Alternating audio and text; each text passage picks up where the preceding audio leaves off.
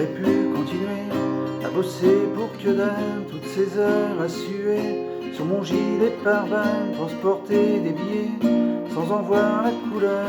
Ça vous donne des idées d'arroser l'arroseur, convoyeur de métier au volant d'un fourgon, un vrai fourgon blindé et blindé de bifetons. Personne n'est mieux placé que le cheval de Troie.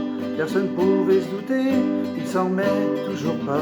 J'aurais pu le dimanche sauter en parachute ou monter sur les planches ou planter quelques buts. Mais mon fantasme ultime, un cerveau et une plante, sans violence, sans victime, des valises et une bande. Ça m'a bien pris 11 mois pour préparer mon coup. Les télés parlent de moi et me traitent de voyou. J'ai juste un peu tiré sur le cordon de la bourse. J'ai juste été chercher le pognon à la source. Tout s'est passé si vite, sans lézard, sans accroc, le butin et la fuite. En 5 minutes chrono, maintenant qu'il y a ma tête placardée aux 20 heures, je suis devenu la vedette des exclus, des rêveurs. Je vois sur les réseaux les messages de soutien. Il y a ceux qui veulent ma peau et ceux qui me veulent du bien. Quand j'imagine la gueule de mon chef, je souris, je me sens un peu moins seul dans ma cachette pourrie.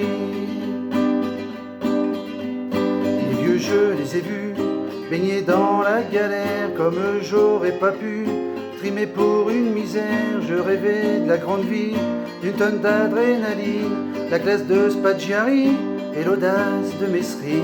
13e mois de cavale, les flics sont à mes trousses, j'ai le cœur qui s'emballe au milieu de la cambrousse. Le pactole est niché sous un arbre symbolique, ils me feront rien cracher, je connais la musique.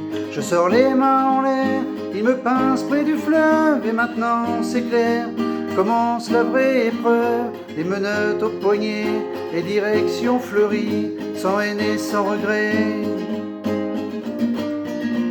J'en connaissais le prix.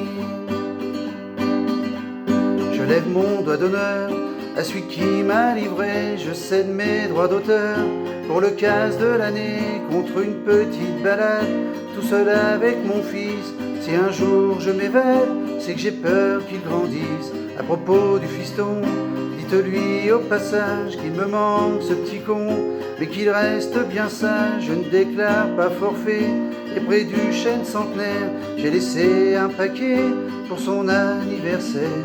J'aurais pu continuer à bosser pour que dalle, toutes ces heures à suer sous mon gilet pare-balles. Aujourd'hui je croupis dans un 8 mètres carrés, mais j'ai enfin compris le prix de la liberté.